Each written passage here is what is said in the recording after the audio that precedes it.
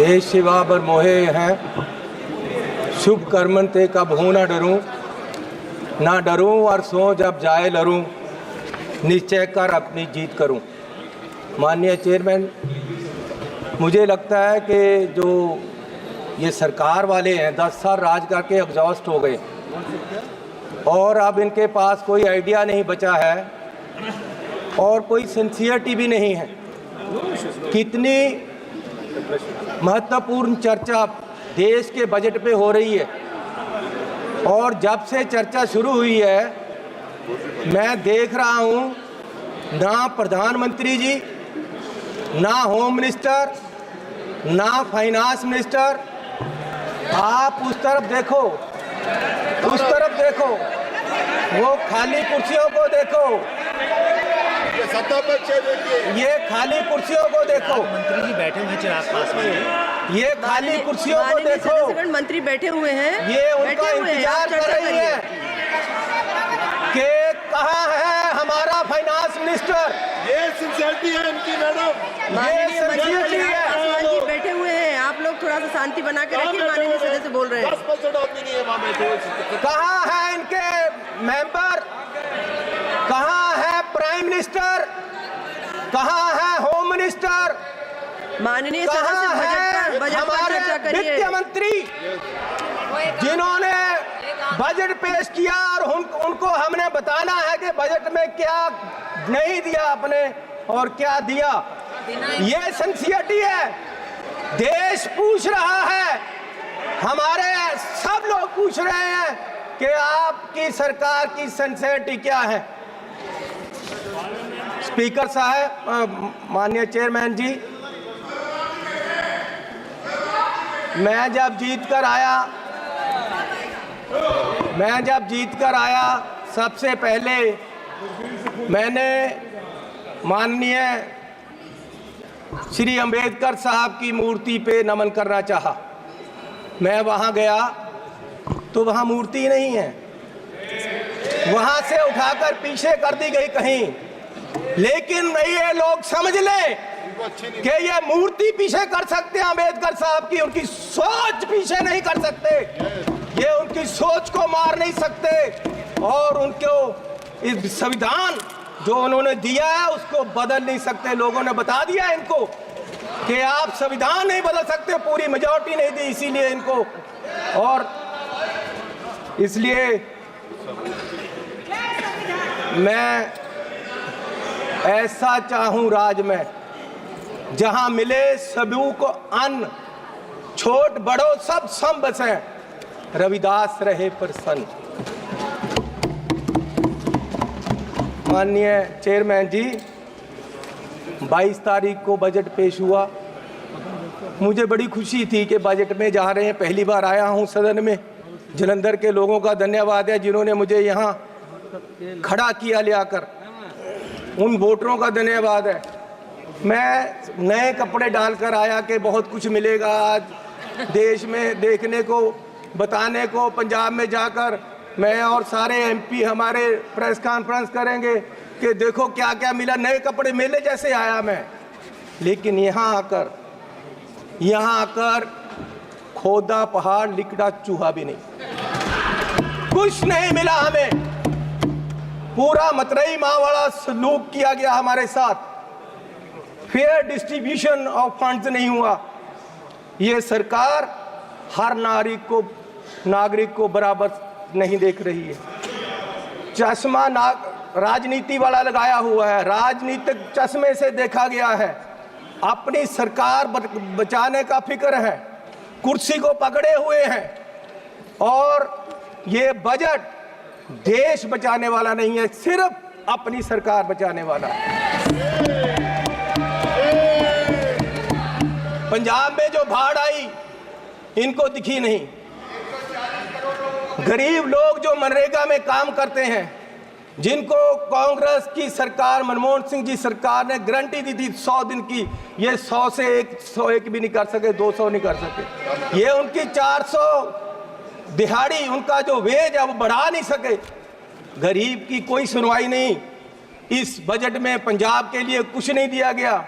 Jalandhar industry Punjab की डूब रही है, जलंधर में लेदर इंडस्ट्री है, जलंधर में स्पोर्ट्स इंडस्ट्री है, वो डूब रही है। कुछ उसके लिए नहीं किया, हेल्थ के लिए कोई हॉस्पिटल नहीं दिया। स्मार्ट सिटी जलंधर डिक्लेयर किया हुआ है, वहाँ पानी गंदा आ रहा है, सड़कें खराब हैं, रेलवेज अंडरब्रिज की बात नहीं की। नशा, अभी राजा वड़िंग जी ने बोला नशा इतना फैल गया पंजाब में, लेकिन सुनवाई कोई नहीं।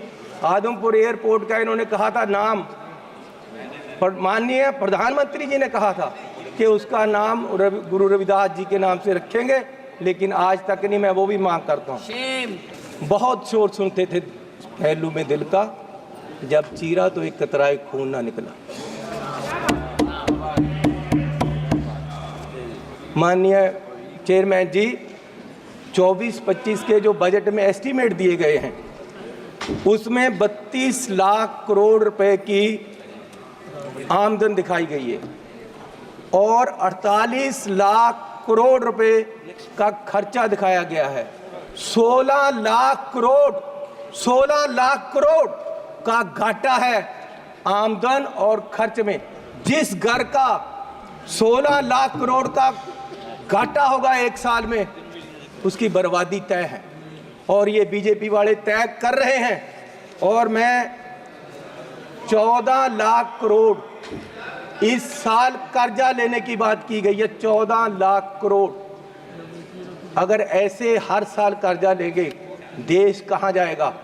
आज देश में फाइनेंशियल इमरजेंसी वाले हालात पैदा हो रहे हैं और बीजेपी ये हालात पैदा करने के लिए जिम्मेवार है।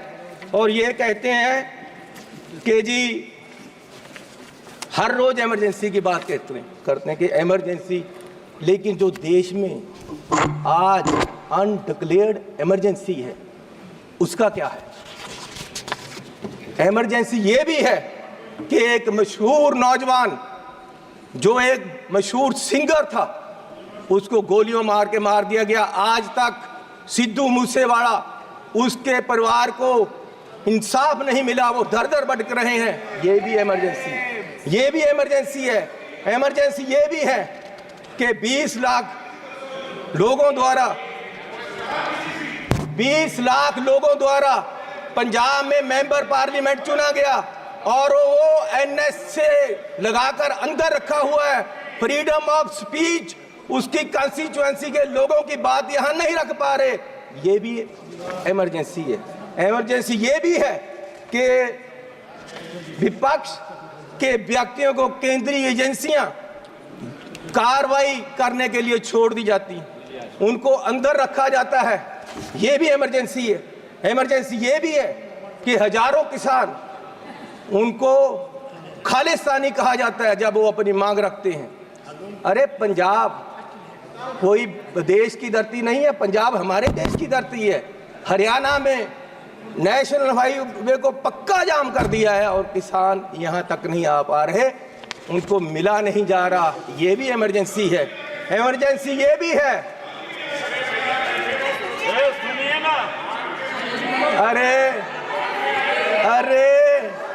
अरे फीलिंग ले लो, गद्दारी का मूल्य मिला है आपको, इसकी फीलिंग ले लो, अच्छा लग रहा है। इमरजेंसी ये भी है कि देश का एक राज्य मणिपुर पिछले 1.5 साल से जल रहा है और उसको अपने हाल पे छोड़ दिया गया है। इमरजेंसी ये भी है। इमरजेंसी ये भी है कि हाथरस यूपी में एक दलित लड़की को आधी रात में जबरन अंतिम संस्कार किया गया। इमरजेंसी ये भी है कि मध्य प्रदेश में दलित व्यक्ति को के सिर पर, मुंह पर पेशाब कर दिया गया। इमरजेंसी ये भी है। इमरजेंसी ये भी है कि अपनी इज्जत के लिए धरना दे रही महिलाओं, पहलवानों को प्रदर्शन में प्रोपोगंडा बताया गया। इमरजेंसी ये भी है। इमरजेंसी ये भी है कि कोई पत्रकार सवाल करे तो उसको जेल में डाल दिया जाता है। इमरजेंसी ये भी है। इमरजेंसी ये भी है कि अपनी शिक्षा के लिए उतरे छात्रों को देश द्रोही बताया गया। इमरजेंसी ये भी। किस इमरजेंसी की बात कर रहे हैं? सुन लो भैया, सुन लो, सुन लो।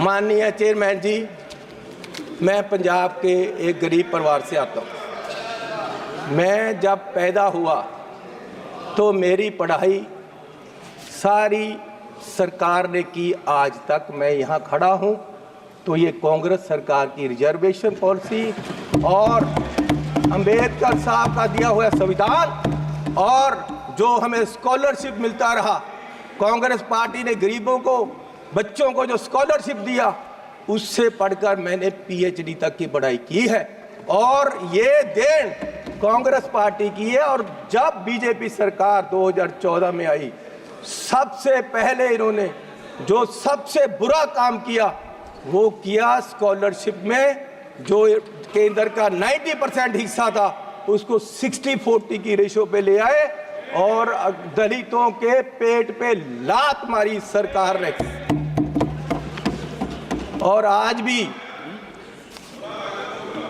फर्स्ट क्लास से लेकर 8th क्लास तक के स्कॉलरशिप जो गरीब लोगों के बच्चों को मिलते थे वो बंद कर दिए गए हैं इस सरकार द्वारा। ये दलितों के पेट पर लात मार रहे हैं। और मिनॉरिटी के भी फर्स्ट क्लास से 8th क्लास तक के स्कॉलरशिप इस सरकार के द्वारा बंद कर दिए गए। जब ये सरकार बनी 2014 में तो प्रधानमंत्री जी ने 2 मापदंड देश के सामने देश की इकोनॉमी को देखने के लिए रखे। एक रखा डॉलर की कीमत, दूसरा रखा पेट्रोल और डीजल की कीमत। और मैं आपको माननीय चेयरमैन जी ये बताना चाहता हूं कि पिछले 10 साल में डॉलर की कीमत 25 रुपये बढ़ गई है 10 साल में। और हमारे माननीय प्रधानमंत्री मनमोहन सिंह जी और कांग्रेस की सरकार में ये सिर्फ 13 रुपये बढ़ी थी, डबल बढ़ी है इस सरकार में। और मोदी जी उस समय बोले थे 14 में जब सरकार बनी नहीं थी, डॉलर की कीमत ज़्यादा होने से जो रुपया गिरा उसके बारे में मोदी जी ने उस समय बोला था क्या कारण है कि देश का रुपया पतला होता जा रहा है, ये जवाब देना होगा आपको। देश जवाब मांग रहा है, समझ नहीं आ रहा प्रधानमंत्री जी गिर रहे हैं या रुपया गिर रहा है। कभी कभी तो लगता है कि रुपए की और सरकार के बीच कंपटीशन चल रहा है कि सरकार ज्यादा गिर रही है या रुपया ज्यादा गिर रहा है। और मोदी जी ने कहा था जिस देश का रुपया कमजोर होता है उस देश की सरकार कमजोर होती है, उस देश का प्रधानमंत्री कमजोर होता है। मैं आज कहता हूं कि आज देश का रुपया कमजोर हो रहा है, आज देश की इकोनॉमी डूब रही है। क्या देश का रुपया कमजोर हो रहा है या प्रधानमंत्री जी कमजोर हो गए हैं या देश की सरकार कमजोर हो रही है? दूसरा, पेट्रोल की कीमतें, इन्होंने कहा प्रधानमंत्री जी ने 2014 में कि पेट्रोल की कीमतें बढ़ रही हैं और मनमोहन सिंह जी को कोई फर्क नहीं पड़ रहा, देश डूब रहा है। तो पिछले 10 सालों में पेट्रोल की कीमतें 23 रुपये बढ़ गई हैं। पिछले 10 सालों में पेट्रोल की कीमत, डीजल की कीमतें 35 रुपये बढ़ गई हैं, जबकि पिछले जो मनमोहन सिंह का समय था उससे क्रूड ऑयल की कीमत $20 प्रति बैरल कम हो गई है। तो मैं पूछना चाहता हूं कि ये पेट्रोल बढ़ रहा है या आपकी कंपनियों की, आपके आमदनियों की आमदन बढ़ रही है? क्या बढ़ा रहे हो? किसको दे रहे हो देश का पैसा? कहां जा रहा है पैसा? गरीब लूटा जा रहा है। माननीय चेयरमैन जी, आप गाड़ी फुल कराने जाओ, 50 लीटर तेल डलवाओ, 2000 रुपया सरकार को चला जाता है। 4 रुपये प्रति किलोमीटर हर व्यक्ति देश का गरीब सरकार को देता है चलने का, 1 किलोमीटर चलो 4 पे सरकार को गए, और सरकार 14 लाख करोड़ के घाटे में बैठी है, और फिर ये कहते हैं जी बजट में बहुत कुछ मिला। मैं एक एयरपोर्ट पे गया माननीय चेयरमैन जी, तो मुझे एक आदमी आया, उसने गुलदस्ता दिया, मेरा स्वागत किया, अभिनंदन है आपका। मैंने कहा भैया आप कौन हो, मेरा अभिनंदन क्यों कर रहे? बोले जी हम अडानी जी की तरफ से आपका स्वागत कर रहे हैं।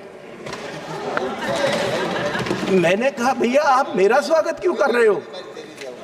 बोले जी अब ये एयरपोर्ट हमारा है, अब हमें इसके मालिक हैं, 50 साल के लिए हमने ले लिया है। तो मैंने कहा यार चलो ठीक है आपने ले लिया, आपका धन्यवाद। मैं जहाज में चला गया, जहाज में गया, वहां फिर मुझे बुक्के मिला, वो कहते जी आपका स्वागत है, हम कंपनी की तरफ से कर रहे। मैंने कहा यार इंडियन एयरलाइन का जहाज है, आप क्या कर रहे हो, आप कौन हो? बोले जी ये जहाज अब हमारी कंपनी का है, ये मोदी जी ने हमें बेच दिया है। तो मैं पूछना चाहता हूं कि क्या क्या बेचोगे, कितना बेचोगे देश को? मैं 7 एयरपोर्ट पे गया, मैं 7 एयरपोर्ट पे गया, जिनमें लखनऊ, अहमदाबाद, मैंगलोर, जयपुर, गुवाहाटी, त्रिवेंद्रम, मुंबई, ये 7 के 7 एयरपोर्ट अडानी जी की है। 50 साल के लिए उनको दे दिए गए हैं, उनका जो पुत्र है उसकी शादी में गिफ्ट कर दिए गए हैं, और हजारों करोड़ रुपए शादी पे लगा। मेरे लड़के की शादी गुरुद्वारा में हुई। सुनो सुनो सुनो माननीय चेयरमैन जी, मेरे लड़के की शादी गुरुद्वारे में हुई। आज तक पुलिस पूछ रही है कि लंगर में क्या क्या पका था, दाल कितनी लगी थी, और जो लंगर बनाने वाला उसको कितने पैसे दिए गए। आज तक 2 साल से पुलिस पूछ रही है मुझे, और इस शादी में हजारों करोड़ रुपया लगा है, और प्रधान जी बुक्के लेकर जा रहे हैं, प्रधानमंत्री जी, और उनका स्वागत कर रहे हैं। गरीब को लूटा जा रहा है, गरीब के पास खाने के लिए पैसा नहीं है, और प्रधानमंत्री जी वहां बुक्के लेकर हजारों करोड़ की शादी में जा रहे। कोई बात नहीं, क्या क्या बेचोगे? सारे एयरपोर्ट, जहाज बेच दिए। आप देश की संपत्ति के कस्टोडियन हो, मालिक नहीं हो। आप इसको बेचने की गलती मत करो, देश बर्बाद करने की मत करो। आप अपने आप को स्टेट्समैन बोलते हो, आप अपने आप को देश के बहुत बड़े खैर ख्वाह बोलते हो, और देश को बेच रहे हो। गरीब आदमी कहां जाएगा एक दिन? प्रधान सेवक जो हार समझकर पहना था गला अपना सजाने को, वो नाग बनकर बैठे हैं गला काट खाने को। माननीय चेयरमैन जी, ईस्ट इंडिया कंपनी आई, उन्होंने पहले व्यापार पे कब्जा किया, ईस्ट इंडिया कंपनी ने, और व्यापार के माध्यम से देश की सतह पे कब्जा कर लिया। इनमें और अंग्रेजों में कोई फर्क नहीं, सिर्फ कलर का फर्क है। ये भी पहले सतह पे काबज हुए, और फिर सतह के माध्यम से आज ये देश की राजनीति के माध्यम से पूरे देश के व्यापार पे अपने आदमियों का कब्जा करा रहे हैं। और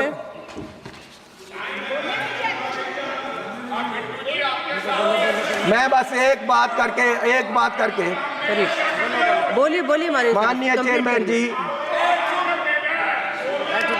कोई बात नहीं, बैठ जाओ जी, बैठ जाओ।